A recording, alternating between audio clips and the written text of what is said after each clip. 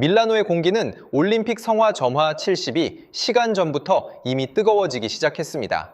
하지만 그 열기는 제가 익숙했던 미디어의 플래시와 전 세계 관광객들의 기대로 만들어진 북적거림과는 사뭇 달랐습니다. 공기 중에는 더욱 기묘하고 특정 방향을 가리키는 듯한 술렁임이 감돌고 있었습니다. 마치 낮은 주파수의 공명처럼 처음에는 미미하게 들렸지만 어느새 도시 전체의 주의를 끄는 자장의 방향을 조용히 바꾸어 놓았습니다. 저는 리웨이 국내 최고 브랜드 전략 컨설팅 회사의 프로젝트 디렉터입니다. 제 업무는 간단히 말해 기호를 해독하고 데이터를 분석하여 이 차가운 정보들을 국가적 또는 기업적 브랜드가 글로벌 무대에서 영향력을 발휘할 수 있는 전략으로 전환하는 것입니다. 제 직업 경력 동안 저는 거시적인 시각, 막대한 예산, 정밀한 계산을 통해 수많은 관심 전쟁의 승리를 계획하는 데 익숙해져 있었습니다. 밀라노는 제 이력의 또 하나의 빛나는 사례로 남을 터였습니다. 우리 팀은 항공모함급 프로젝트인 차이나하우스의 글로벌 영향력 평가 및 홍보 최적화를 담당하고 있었습니다. 이것은 단순한 고객 위탁을 넘어 우리가 세계 앞에서 종합 국력을 과시하는 상징적인 프로젝트로서 더욱 무거운 의미를 지니고 있었습니다. 모든 것은 우리의 통제 안에 있어야 했습니다. 우리의 차이나하우스는 고요하고 위험 있는 문화지구에 자리 잡고 있었으며 건축물 자체가 동양의 미학과 현대적인 디자인을 융합한 예술 작품이었습니다. 부지 면적과 투자 규모 모두 모든 국가관 중에서 단연 돋보이는 최고 수준이었습니다. 우리가 집행한 광고는 말펜사 공항 수화물 수치대부터 밀라노 중앙역의 대형 전광판, 그리고 주요 언론사의 황금 시간대 지명까지 거의 모든 곳에 있었습니다. 우리가 수십 년간 신봉해온 성공의 법칙, 즉 자원 결정론에 따르면 이 싸움은 시작하기 전부터 이미 승리가 확정되어야 했습니다. 그러나 폭풍의 경고는 항상 가장 평화로운 순간에 가장 눈에 띄지 않는 방식으로 나타나는 법입니다. 첫 번째 신호는 제 보조 분석가인 샤오왕에게서 왔습니다. 갓 졸업한 지 얼마 안 된 소셜미디어에 대한 거의 본능적인 감각을 지닌 젊은이였습니다. 올림픽 개막 사흘 전아침 밀라노 시내에 위치한 우리의 임시 작전실에서 그는 머뭇거리며 제 책상 앞으로 와서는 노트북 화면에 계속해서 업데이트되는 데이터 흐름을 가리켰습니다. 리 총괄님, 보세요.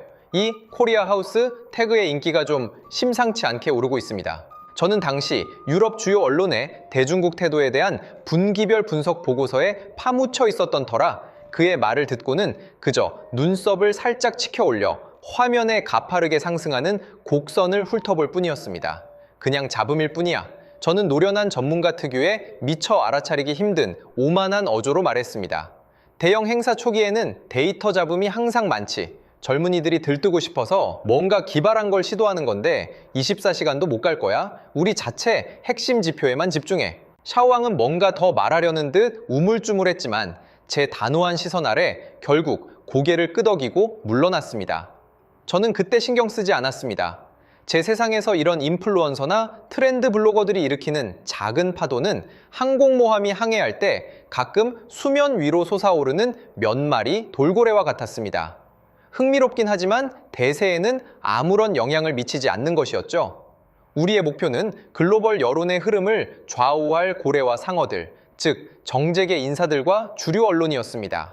이어지는 12시간 동안은 제 판단을 입증하는 듯 했습니다. 우리의 공식 미디어 매트릭스가 힘을 발휘하기 시작했고 차이나하우스의 웅장한 디자인과 깊은 문화적 배경에 대한 보도자료가 수십 개의 협력 매체를 통해 전파되었습니다. 데이터 모니터링 시스템에서 우리의 자체 지표는 꾸준히 상승했습니다. 저는 만족스러웠습니다. 모든 것이 예상대로였습니다. 그러나 24시간째, 즉 개막까지 이틀 남은 시점에 저는 처음으로 그 심상치 않은 기류를 느꼈습니다. 샤오왕이 다시 다가왔는데 이번에는 그의 얼굴색이 확연히 더 심각해져 있었습니다.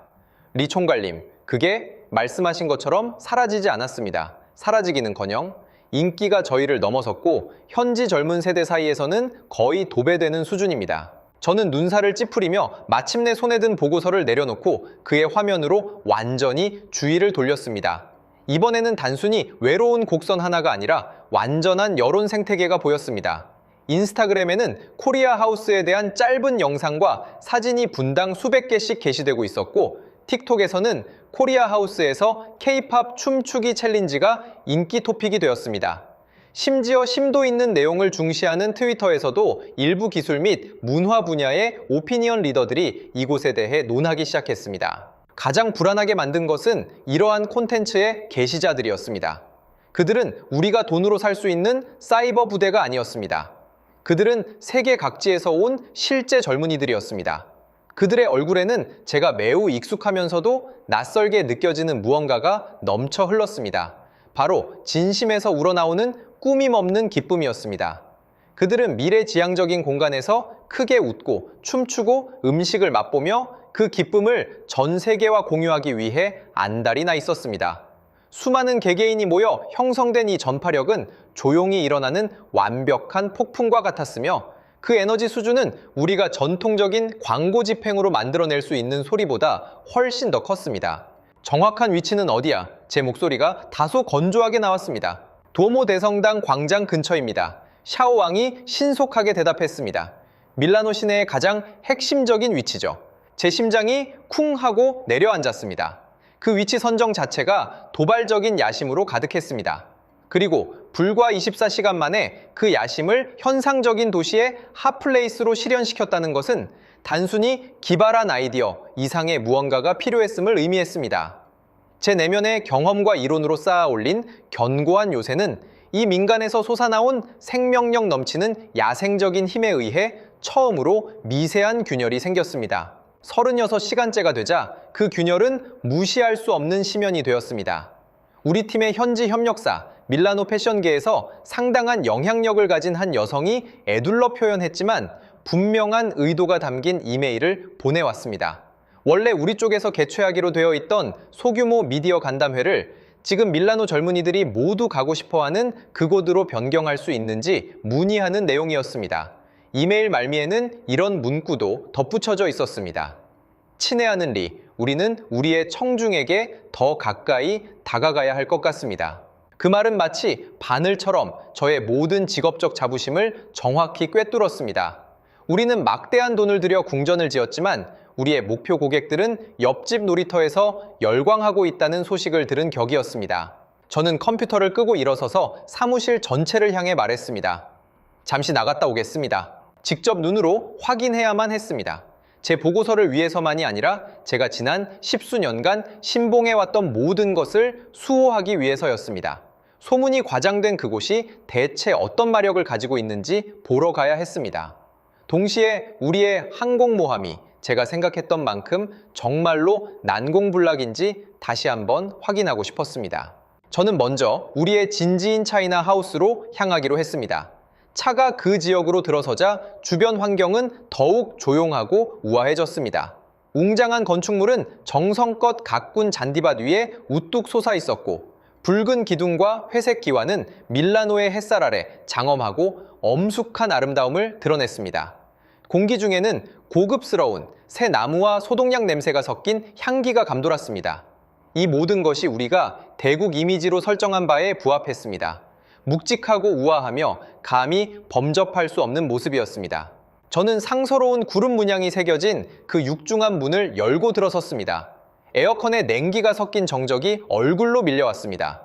수십 미터 높이의 거대한 중앙 홀에는 커다란 전자수묵화가 벽을 따라 천천히 흐르고 있어 웅장한 기세를 자랑했습니다. 그러나 이 웅장함은 공간 속의 적은 인파 때문에 다소 쓸쓸해 보였습니다.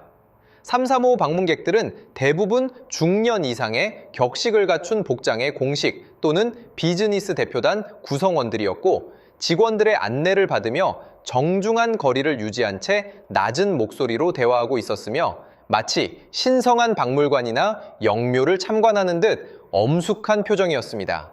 저는 한 전시구역에서 다음 전시구역으로 천천히 걸어갔습니다.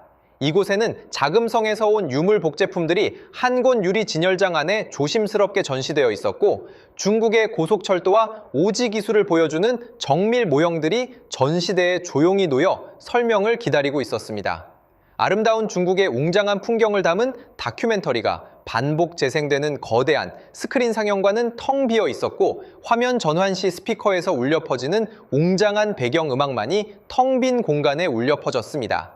이곳의 모든 것은 완벽하고 정교하며 값비쌌습니다. 모든 디테일은 공들여 다듬어졌고 비용을 아끼지 않은 투자를 보여주었습니다. 하지만 이곳에는 한 가지가 부족했습니다. 돈으로는 측정할 수 없는 그 무엇, 바로 삶의 활기였습니다. 마치 무균 유리관 속에 보존된 완벽한 표본 같았습니다. 감상하고 감탄할 수는 있지만 가까이 다가가거나 어떠한 진정한 교감이나 감정적 연결을 느낄 수는 없었습니다. 저는 젊은 직원 한 명을 보았습니다. 국내 최고 외국어 대학에서 선발된 우수 학생으로 유창한 이탈리아어로 노부부에게 청동기 역사를 설명하고 있었습니다. 그녀의 설명은 흠잡을 데 없이 전문적이고 정확했으며 얼굴에는 표준적인 훈련된 미소가 걸려 있었습니다. 하지만 노부부가 돌아선 후 저는 그녀의 얼굴에서 미소가 순식간에 사라지고 그 자리에 피로와 막연함이 뒤섞인 감추기 힘든 표정이 드러나는 것을 보았습니다. 그 순간 저는 문득 이 웅장한 건축물이 마치 거대한 무대 같다는 생각이 들었습니다. 우리는 모두 무대 위의 성실한 배우들이었고 화려한 의상을 입고 익숙한 대사를 외치고 있었지만 진정한 관객은 결코 오지 않는 듯 했습니다. 제 마음은 조금씩 가라앉았습니다. 막대한 투자와 한산한 현실이 만들어내는 이 강렬한 대비는 어떤 부정적인 데이터보다도 더 치명적이었습니다. 저는 더 이상 안으로 들어가지 않고 저에게 엄청난 압박감과 숨 막힘을 느끼게 한 이 공간을 뒤로 했습니다. 다음으로 저는 기사에게 두오모 광장으로 데려다 달라고 했습니다. 저는 코리아 하우스 문 앞까지 바로 가지 않고 몇 블록 떨어진 곳에서 내렸습니다. 평범한 관광객의 시선으로 그곳의 분위기를 느껴보고 싶었습니다. 아직 멀리 떨어져 있는데도 저는 확연히 다른 종류의 소리를 들을 수 있었습니다. 그것은 활기 넘치고 다층적인 소리의 혼합이었습니다.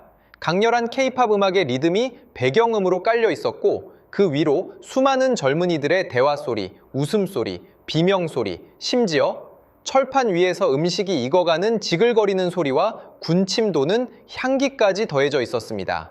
이 소리는 마치 거대한 자석처럼 길거리의 모든 사람들의 발걸음을 끌어당겼습니다. 마지막 코너를 돌았을 때 눈앞에 펼쳐진 광경에 저는 순간 숨을 멈췄습니다. 그것은 끝이 보이지 않는 줄이었습니다.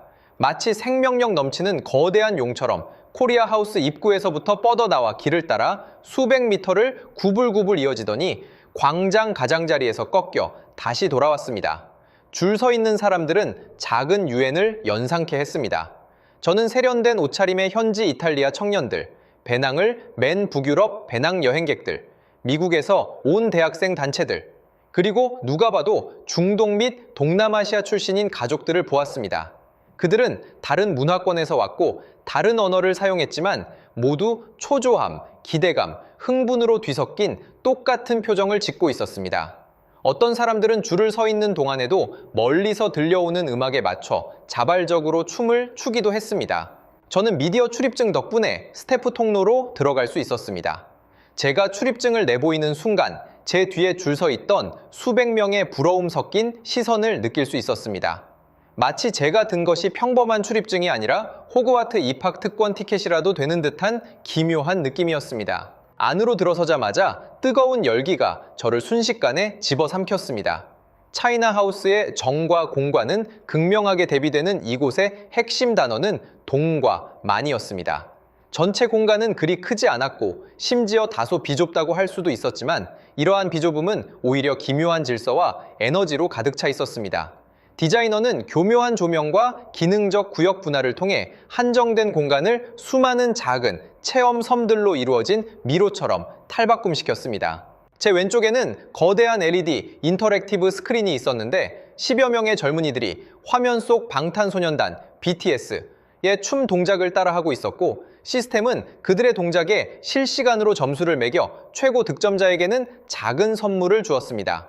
그들은 전문적으로 춤을 추지는 못했고 다소 서툴기도 했지만 모두들 배꼽을 잡고 웃었고 주변 구경꾼들은 큰 소리로 그들을 응원했습니다. 제 오른쪽에는 오픈형 주방이 있었는데 개량 한복을 입은 몇몇 요리사들이 즉석에서 떡볶이, 한식 치킨, 김밥을 만들고 있었습니다. 음식 냄새가 공기 중에 가득했고 무료 시식을 받기 위해 줄 선 사람들은 문 밖에 줄 만큼이나 길었습니다. 사람들은 작고 따뜻한 음식을 받아들고는 너무나도 생생하고 진실한 만족스러운 표정을 지었습니다. 더 안으로 들어가니 기술 체험 구역이 있었습니다. 사람들은 최신 VR 헤드셋을 쓰고 서울 광장시장을 거니는 체험을 하거나 동계올림픽 챔피언의 스피드 스케이팅 트랙을 1인칭 시점으로 체험했습니다. 비명과 감탄사가 끊이지 않았습니다. 또 다른 구석에는 K-뷰티, 한류 화장품, 체험 구역이 있었는데 몇몇 전문 메이크업 아티스트들이 방문객들을 위해 메이크업을 해주고 무료 샘플을 제공했습니다.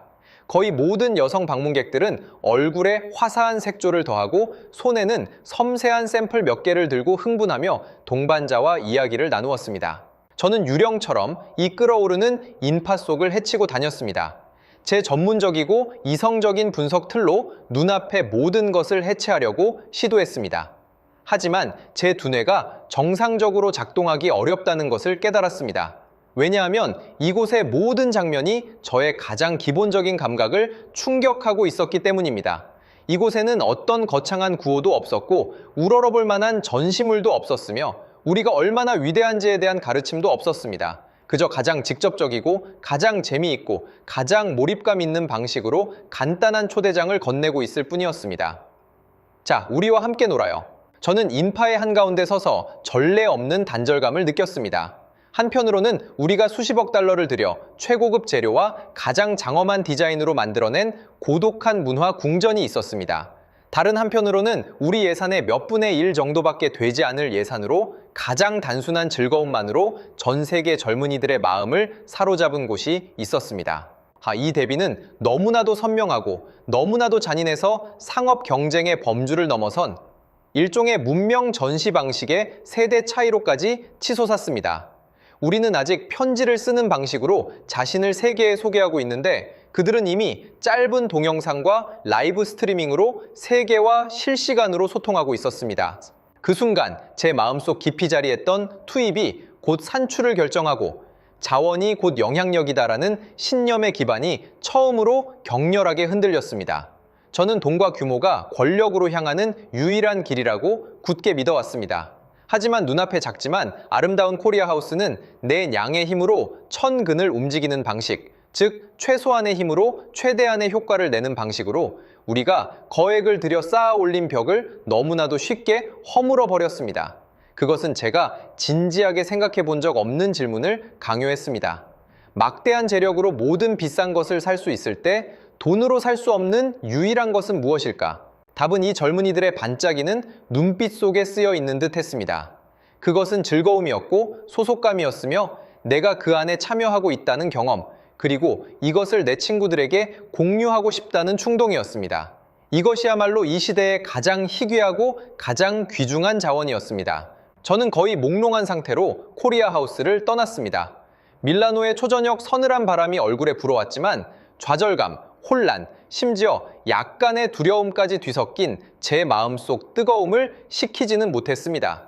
작전실로 돌아오자 저를 맞이한 것은 동료들의 불안한 시선이었습니다. 분명 제가 밖에 나간 동안 상황은 또 다른, 더 나쁜 방향으로 변해 있었습니다. 리 총괄님, 이걸 꼭 보셔야겠습니다. 샤오왕이 자신의 컴퓨터를 저에게 돌렸습니다. 화면에는 로이터 통신에서 방금 발행된 속보가 있었습니다. 제목은 간결했습니다. 바흐 IOC 위원장, 코리아 하우스 깜짝 방문해 올림픽 정신과 미래 기술의 완벽한 결합 극찬. 첨부된 사진에는 바흐 위원장이 VR 헤드셋을 쓰고 직원들의 안내를 받으며 아이처럼 웃고 있었습니다. 뉴스 기사에는 그가 원래 15분만 머무를 예정이었으나 흥미진진하게 1시간 이상을 머물렀고 방명록에는 열정적인 찬사를 남겼다고 언급되어 있었습니다. 제 머릿속은 웅 하는 소리와 함께 마치 누군가 무거운 망치로 세게 내려친 듯 했습니다. 올림픽이라는 거대하고 복잡한 생태계에서 국제올림픽위원회 위원장의 모든 공개 일정은 즉흥적인 것이 아니라 정교하게 계산된 강력한 상징적 의미를 지닌 표명입니다. 그의 방문은 한 국가관에 대한 최고의 인정입니다. 그리고 1시간 이상 머물렀다는 것과 극찬은 외교 의례의 범주를 훨씬 넘어선 명백한 지지였습니다. 이는 올림픽 최고 권력자의 눈에 코리아 하우스가 대표하는 방식이야말로 그가 인정하는 미래 지향적인 방향이라는 의미였습니다. 이 뉴스는 마치 신호탄처럼 순식간에 모든 엘리트 계층을 폭발시켰습니다. 이후 몇 시간 동안 우리 전화는 거의 불이 났습니다. 하지만 그것은 축하 전화가 아니라 취소와 정중한 거절 전화였습니다. 리, 정말 죄송합니다만 저희 씨 이 옷게 갑작스러운 중요한 회의가 생겨 오늘 저녁 만찬에는 참석이 어려울 것 같습니다. 한 세계적인 스폰서의 홍보이사가 전화로 말했습니다. 30분 후 저는 소셜미디어에서 그가 중요한 회의가 있다고 말했던 그 씨, 이 오가 코리아 하우스에서 바흐 위원장과 친밀하게 대화하고 있는 것을 보았습니다. 아예 친애하는 리, 유감스럽게도 XXX 할리우드 스타의 비행기가 지연되어 내일 개막 행사에는 참석하지 못할 것 같습니다. 매니저의 이메일은 정중하게 쓰여 있었습니다. 하지만 동시에 이 스타의 인스타그램 스토리에 방금 코리아 하우스에서 엄청나게 매운 떡볶이를 먹는 도전 영상이 올라왔는데 그는 매워서 눈물 콧물을 흘리면서도 카메라를 향해 엄지손가락을 치켜 세우고 있었습니다. 하나, 둘, 셋. 원래 우리가 핵심 자산으로 여겼던 최고급 귀빈 명단은 마치 바람 빠진 풍선처럼 빠르게 쪼그라들었습니다. 이것은 소리 없는 그러나 극도로 잔혹한 버림이었습니다. 이 피라미드의 꼭대기에 있는 사람들은 돈보다 시간을 더 귀하게 여기며 그들의 모든 선택은 정밀한 가치 투자입니다. 그들이 한 목소리로 심지어 서툰 변명까지 써가며 우리 진영에서 상대 진영으로 돌아서는 순간 전달되는 신호는 너무나도 명확했습니다. 우리는 투자할 가치가 없는 쪽으로 여겨진 것입니다. 우리가 정성껏 준비한 성대한 잔치는 시작되기도 전에 가장 중요한 손님들이 모두 더 매력적인 다른 파티로 몰려가 버린 것입니다. 이처럼 최고급 인사들이 발로 투표하며 우리를 버린다는 느낌은 그 어떤 언론의 부정적인 보도보다도 더 큰 굴욕감과 무력감을 안겨주었습니다. 이는 우리가 대중의 관심을 얻는 싸움에서 졌을 뿐만 아니라 영향력과 지위의 상징을 쟁취하는 최고 수준의 경쟁에서도 참패를 당했음을 의미했습니다. 우리는 중심을 세우려 했으나 진정한 중심이 우리 맞은편에 우뚝 솟아오르는 것을 그저 지켜볼 수밖에 없었습니다. 이 강력한 블랙홀 효과는 곧바로 피라미드의 꼭대기에서부터 모든 계층으로 스며들었습니다. 이전에는 각국 스포츠 관계자, 협력사 및 언론에 보낸 우리의 초청에 모두 긍정적인 반응이 있었습니다. 그러나 이제는 사과와 얼버무리는 내용의 전화가 빈번하게 걸려 오기 시작했습니다. 공교롭게도 그 시간대에 저희 대표단 내부 회의가 있습니다. 정말 죄송합니다만 방금 다른 행사에 참석하라는 연락을 받았습니다. 모든 핑계 뒤에 숨겨진 말하지 않은 진짜 이유를 우리는 짐작할 수 있었습니다.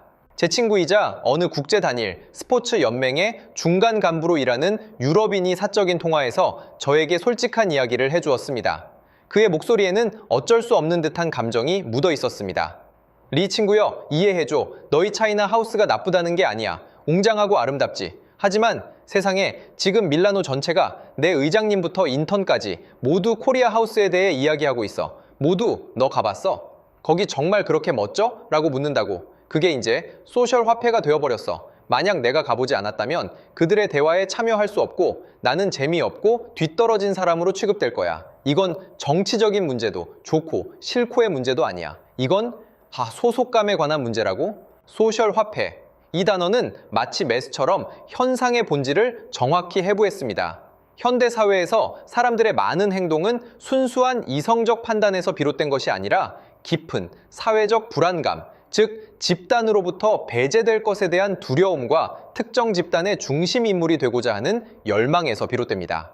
어떤 장소, 상품 또는 경험이 성공적으로 자신을 고가치의 소셜 화폐로 만들어낸다면 그것은 바이러스처럼 스스로 번식하는 능력을 갖게 됩니다.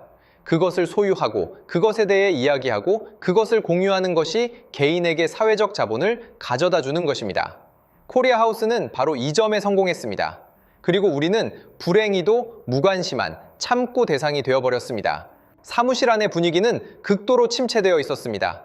젊은 분석가들은 더 이상 큰 소리로 웃고 떠들지 않았고 모두 말없이 화면을 응시하며 끊임없이 치솟는 경쟁 상대의 데이터와 우리의 거의 정체된 민망한 수평선을 바라보고 있었습니다. 그것은 마치 거대한 배의 선원들이 레이더에서 거대한 빙산이 자신들을 향해 돌진해 오는 것을 속수무책으로 지켜보는 것과 같은 느낌이었습니다. 우리의 모든 예비 계획과 전략은 이러한 해일 같은 추세 앞에서 너무나도 보잘것없고 우스꽝스러웠습니다.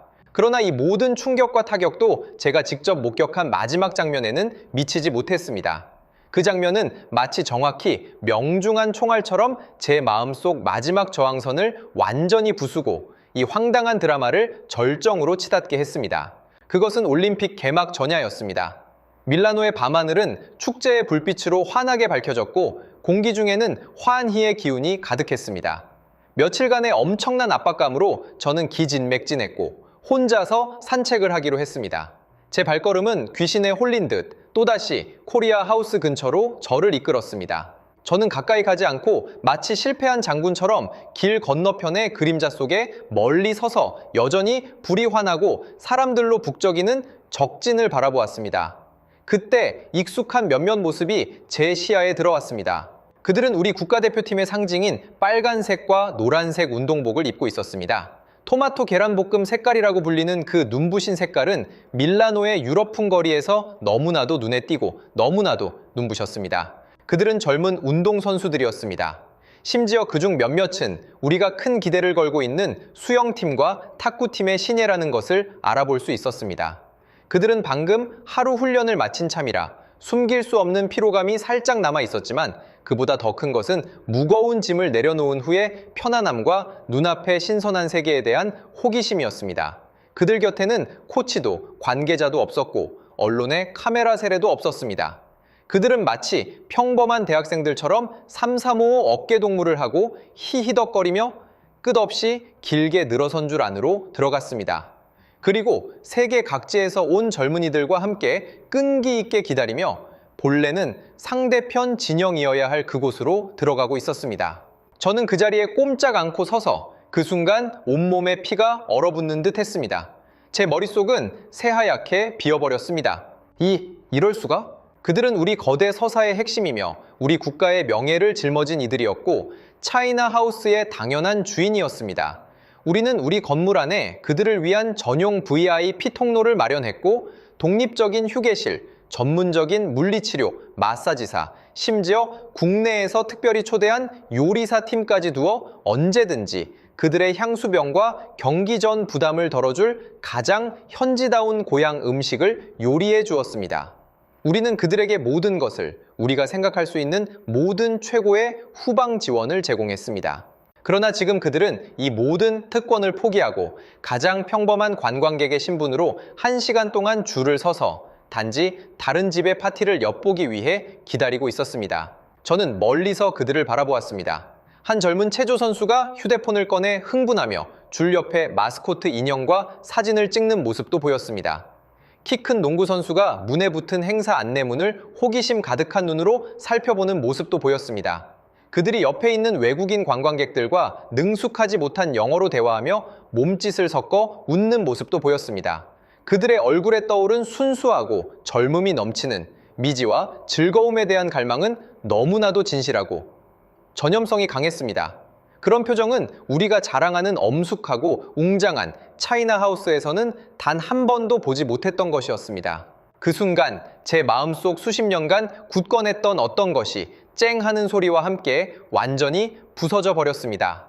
모든 아쉬움, 모든 억울함, 모든 직업적 자부심, 그리고 우리 방식을 변호하려던 모든 이유들이 이 극히 아이러니한 장면 앞에서 와르르 무너져 내렸고 흔적도 없이 사라져 버렸습니다.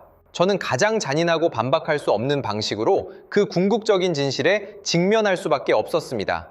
당신이 제공하는 것이 당신 진영의 가장 핵심적인, 가장 당신에게 매료되어야 할 사람들조차 감동시키지 못한다면 당신의 실패는 더 이상 전술적인 실패가 아니라 인간성의 실패라는 것을요. 당신은 그들이 진정으로 갈망하는 것을 줄 수 없었던 것입니다. 저는 더 이상 지켜보지 않고 말없이 몸을 돌려 깊어가는 밀라노 밤거리로 걸어 들어갔습니다. 도시의 소음은 처음으로 저에게서 이토록 멀리 느껴졌습니다. 제 머릿속에는 더 이상 데이터, 전략, KPI 같은 것들이 없었습니다. 저는 길고 고통스러운 자기 반성을 시작했습니다. 우리는 대체 무엇을 잘못했던 걸까? 이 모든 것은 대체 왜 일어난 걸까? 그날 밤부터 저의 사고는 마침내 승패라는 겉껍질에서 본질이라는 심해로 가라앉았습니다. 더 이상 사람이 많고 적음이라는 피상적인 현상에만 관심을 두지 않고 마치 의사가 병든 몸을 해부하듯 사건의 조직을 한 겹 한 겹 벗겨내며 그 내재된 논리와 근원을 탐색하기 시작했습니다. 저는 코리아하우스의 승리가 단순히 몇 가지 재미있는 아이디어 덕분이 아니라는 것을 깨달았습니다. 그들의 성공은 서로 긴밀히 연결된 견고한 세 가지 기둥 위에 세워져 있었습니다. 이것은 체계적인 승리였습니다. 첫 번째 기둥은 도구로서의 기술이지 전시품으로서의 기술이 아니었습니다. 차이나 하우스에서도 우리는 수많은 첨단 기술을 선보였습니다. 하지만 그 기술들은 위압적인 자세를 취하고 있었습니다. 우리는 5G 기지국 모형을 전시하며 보세요, 우리의 기술이 얼마나 앞서 있는지 라고 말했습니다. 우리는 미래 조종석의 콘셉트 디자인을 전시하며 보세요, 우리의 미래가 얼마나 밝은지 라고 말했습니다. 이러한 기술들은 정적이었고 봉인되어 있었으며 경외심을 가지고 우러러봐야 하는 것이었습니다. 그것들과 일반 참관객들 사이에는 전문적 진입 장벽이라는 심연이 가로놓여 있었습니다. 반면 코리아하우스에서는 기술이 완전히 자세를 낮춰 친근한 장난감이자 도구로 변모했습니다. 그들은 5G 기지국을 전시하지 않고 5G 네트워크를 직접 활용하여 부드럽고 끊김없는 VR 체험을 제공함으로써 순식간에 수천 킬로미터 떨어진 서울로 순간이동하게 해주었습니다. 그들은 인공지능 칩을 전시하지 않고 AI 알고리즘으로 당신의 춤 동작을 실시간으로 평가하여 가상 아이돌과 흥미로운 경쟁을 펼치게 해주었습니다. 그들은 복잡한 사물 인터넷 기술을 전시하지 않고 작은 NFC 손목 밴드를 통해 건물 곳곳에서 별을 모으는 체크인을 할 수 있게 하여 디지털 기념품을 쉽게 수집하고 클릭 한 번으로 소셜미디어에 공유함으로써 오프라인 체험을 온라인 소셜 자본으로 매끄럽게 전환시켰습니다. 이곳에서 기술의 의미는 힘을 과시하기 위함이 아니라 경험에 힘을 실어주기 위함이었습니다. 그 유일한 목적은 평범한 사람들이 더 편리하고 더 재미있고 더 참여감을 느끼게 하는 것이었습니다. 기술을 신단에서 내려와 모든 체험 디테일에 녹여낸 이러한 응용 철학이 우리와 그들 사이의 첫 번째이자 가장 핵심적인 인식의 간극이었습니다. 두 번째 기둥은 생활 양식으로서의 문화이지 역사 유산으로서의 문화가 아니었습니다. 이 점이 특히 저를 안타깝게 했습니다. 우리는 세계에서 가장 유구하고 빛나는 문명을 가지고 있습니다. 차이나 하우스에서는 비단, 도자기, 서예, 국화 등을 조심스럽게 전시했습니다. 이는 우리가 자랑스러워하는 보물들이었습니다. 하지만 우리는 가장 기본적인 문제를 간과했습니다. 단 몇 초 만에 주의가 흐트러지는 시대에 중국 역사에 대해 아무것도 모르는 이탈리아 청소년이 깊은 의미를 담은 수묵산수화에 진심 어린 흥미를 느끼게 하는 방법은 무엇일까요? 우리가 전시한 것은 학습과 해석이 필요한 감상 문턱이 매우 높은 고전 문화였습니다. 이는 일방적인 문화 수출을 넘어 문화 교훈에 가까웠습니다. 반면 코리아하우스의 방식은 교과서적인 문화 번역기라 할 만했습니다. 그들은 박물관에 전시되어야 할 오래된 유물을 거의 선보이지 않았습니다. 그들이 보여준 것은 동시대적이고 생생하며 이미 글로벌 대중문화에 성공적으로 녹아든 K 라이프 스타일이었습니다. K-팝 음악과 춤은 청각과 신체의 문화 체험이었고 한식 치킨과 매운 떡볶이는 미각과 후각의 문화 체험이었으며 K-뷰티 한류 화장품은 시각과 촉각의 문화 체험이었습니다. 심지어 건물 내에서 상영되는 정교하게 제작된 미니 한국 드라마 같은 홍보 영상들마저 서사와 감정의 문화 체험이었습니다. 그들은 당신에게 한국 문화가 무엇인지 가르치려 하지 않았습니다. 그저 당신을 초대하여 멋있고 트렌디하며 재미있는 생활 양식을 경험하게 했을 뿐입니다. 이러한 경험은 너무나도 직접적이고 감각적이며 쉽게 몰입하게 하여 언어와 문화의 장벽을 쉽게 뛰어넘어 전 세계 젊은이들과 가장 직접적인 감정적 공감대를 형성할 수 있었습니다. 그들은 문화를 무겁고 경배해야 할 명사에서 가볍고 공유하며 소비될 수 있는 동사로 성공적으로 전환시켰습니다. 문화를 상품화하고 경험화하는 이러한 능력은 우리가 완전히 패배한 두 번째 전장이었습니다. 그러나 단순히 훌륭한 기술과 문화 콘텐츠만으로는 그 물이 스며들듯 완벽한 경험을 설명하기에는 여전히 부족했습니다.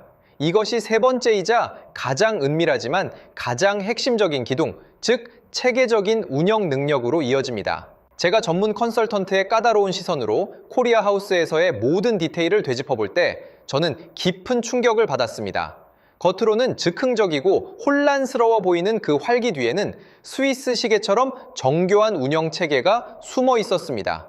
수백 미터에 달하는 그 긴 줄에서 왜 아무도 불평하거나 소란을 피우지 않았을까요? 그것은 일정 강역마다 미소 띈 직원이 무료 생수와 양산을 건네며 여러 언어로 대기 시간을 정확하게 알려주었기 때문입니다.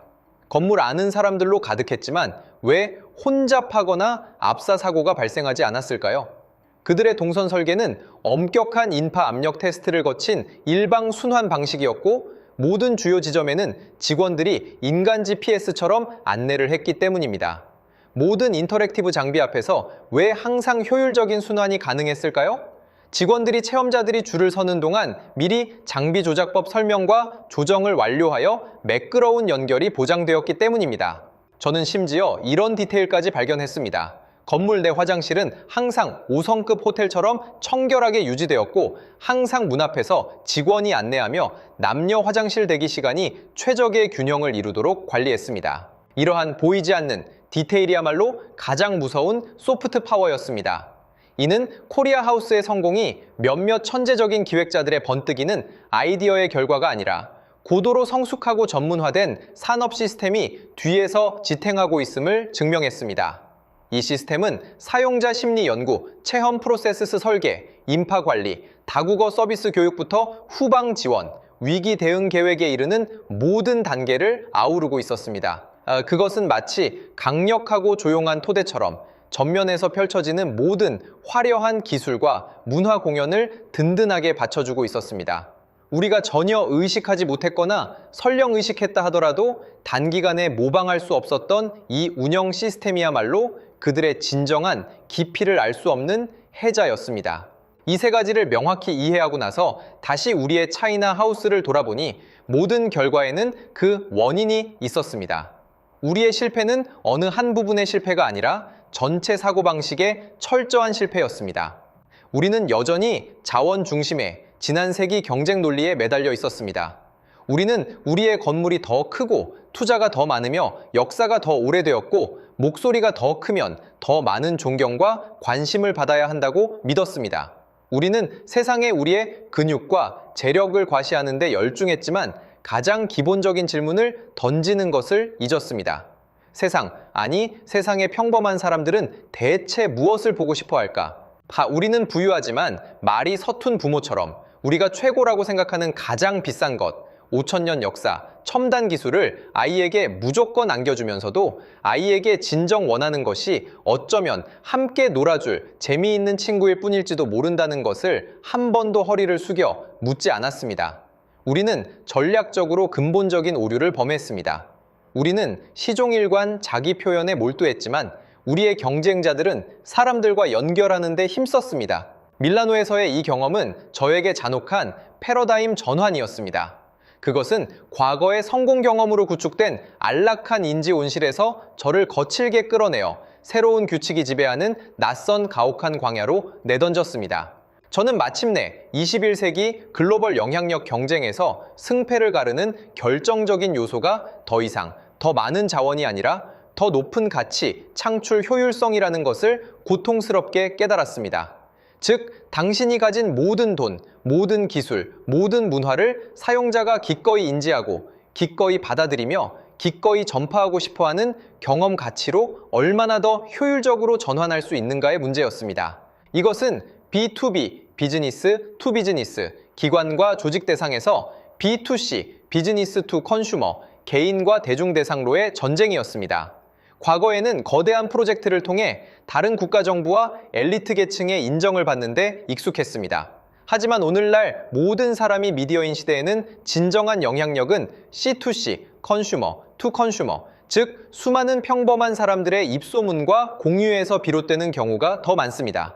텍사스 소녀가 틱톡에 올린 15초짜리 춤 챌린지가 전파되는 범위와 깊이는 뉴욕타임스의 한 페이지 전체를 할애한 이미지 광고보다 훨씬 더 클 수 있습니다. 코리아 하우스는 이러한 새로운 전쟁의 완벽한 본보기였습니다. 그들은 우리와 투자 규모라는 옛 경기장에서 정면으로 맞붙지 않았습니다. 그들은 더 현명한 차원 축소 공격의 경기장을 선택했습니다. 바로 단위 면적당 즐거움의 밀도, 단위 시간당 경험의 풍부함, 각 사용자당 2차 전파율을 겨루는 것이었습니다.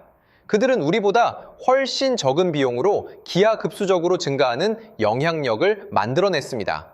이것은 돈의 승리가 아니라 인간에 대한 통찰과 가치 창조에 대한 철저한 인지적 승리였습니다. 이 최종 프로젝트 평가 보고서를 작성하기 시작했을 때 제 마음은 뜻밖에도 평온했습니다. 더 이상 암울한 데이터를 포장하려고 애쓰거나 어떤 객관적인 변명을 찾으려 하지 않았습니다. 그저 제가 보고 생각한 모든 것을 차분하고 솔직하게 있는 그대로 기록했습니다. 보고서 말미에 저는 이런 문구를 적었습니다. 밀라노 사건은 우리에게 고통스럽지만 극히 귀중한 교훈을 주었습니다. 이는 자원과 규모를 핵심으로 하는 옛 영향력 패러다임의 종말과 경험과 연결을 핵심으로 하는 새로운 패러다임의 등장을 알리는 신호였습니다. 이 새로운 경쟁에서 진정한 힘은 당신이 무엇을 소유했느냐가 아니라 무엇을 창조할 수 있느냐에 달려 있으며 당신의 목소리가 얼마나 웅장하냐가 아니라 얼마나 많은 사람들이 진심으로 당신에게 박수치고 노래할 의향이 있느냐에 달려 있습니다.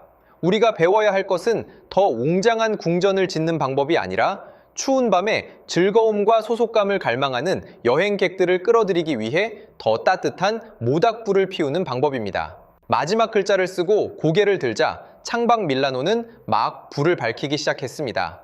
올림픽 성화는 곧 타오를 것이고 선수들의 경기는 이제 막 시작될 터였습니다.